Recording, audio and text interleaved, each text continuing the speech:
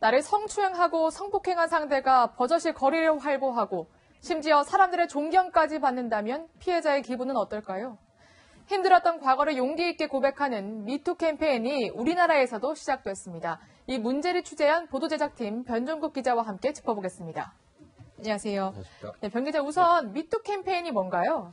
네, 지난달 헐리우드의 한 여배우가 거물 영화 제작자 와인스틴에게 성폭행을 당했다고 한 폭탄 발언이 시발점이 됐습니다.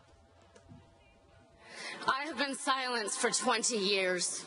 I have been slut-shamed.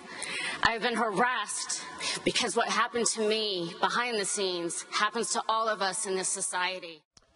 예, 그러자 기다렸다는 듯이 여배우들의 성추행 폭로가 이어졌는데요. 이때 엘리사 밀라노라는 여배우가 성범죄 경험을 미투라는 말로 고백해달라는 제안을 하는데 이때부터 미국 전역에 미투 열풍이 불게 됩니다.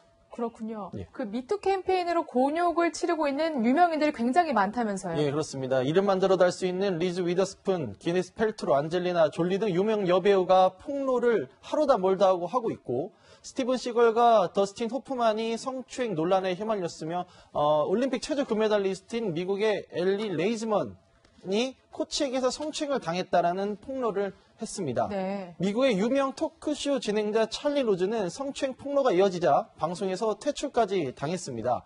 미투 열풍은 정계도 강타하고 있는데요.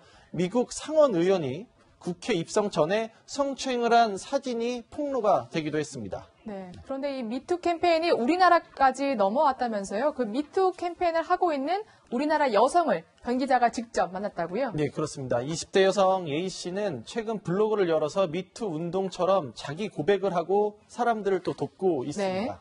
네. A씨가 이런 운동을 동참하게 된 이유는 11살 때 테니스 코치에게 당한 악몽 같은 성폭행 경험 때문이었습니다.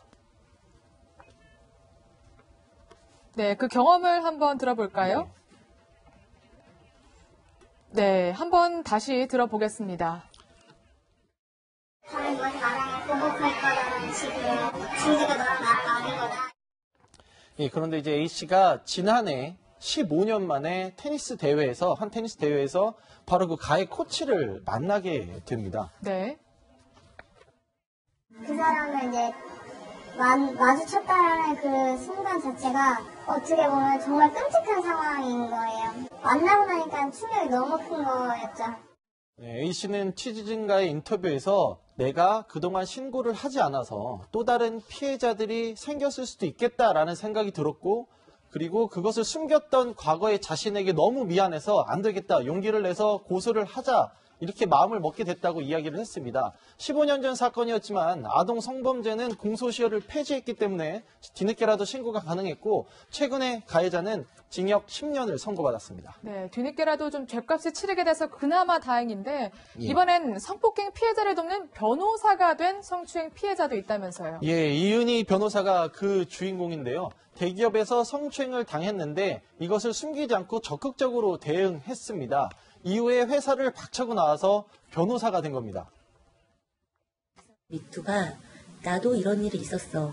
이 일을 겪었을 때 내 감정은 어떤 것이었고 내 경험을 나누는 거잖아요. 이 이야기들이 쏟아져 나오면 조금 더 효과가 있지 않을까. 네, 피해를 당했는데도 위축되지 않고 저렇게 적극적으로 나서는 모습 굉장히 놀라운데요. 그 우리나라에서 사실 이렇게 피해자들이 용기 있게 고백하는 게 말이 쉽지 정말 쉽지 않잖아요. 그렇죠. 이 성추행을 당해도 그것을 문제 제기하는 것은 정말 어려운 일입니다. 네. 시선과 사회적인 인식 등이 아직 성숙하지 못하기 때문입니다. 손에 천불 나요. 그런 거 어떻게 말해요, 진짜. 그러다가 딴 데 잘리고 그러면 어떡해요. 이제 막 회사 들어갔는데 직급이 낮은 사람들이 보통 타깃이 되죠. 남자들도 거의 반반하는 분위기예요. 왜냐면 자기한테 불이익이 될까봐. 예, 성희롱 경험자의 78%는 피해를 보고도 참고 넘어간다 이렇게 말하기도 했습니다. 하지만 세계적인 미투 운동에 힘입어서 국내에서도 용기 있는 고백이 이렇게 이어지고 있는데요.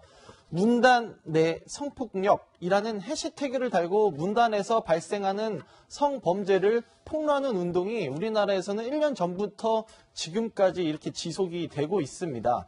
문단 내 성폭행이라는 해시태그를 달고 성폭행 고발운동이 이어졌는데 한 사례로 여고생들을 성폭행했다는 폭로가 터져나온 유명 시인은 1심에서 징역형을 선고받기도 했습니다. 네, 이것도 참 그나마 다행입니다. 이렇게 성범죄 피해자들의 용기 있는 고백에 정부와 사회도 법적, 제도적 장치를 마련해야겠습니다. 주위에서도요, 따뜻한 마음을 가졌으면 좋겠습니다. 지금까지 변준국 기자였습니다.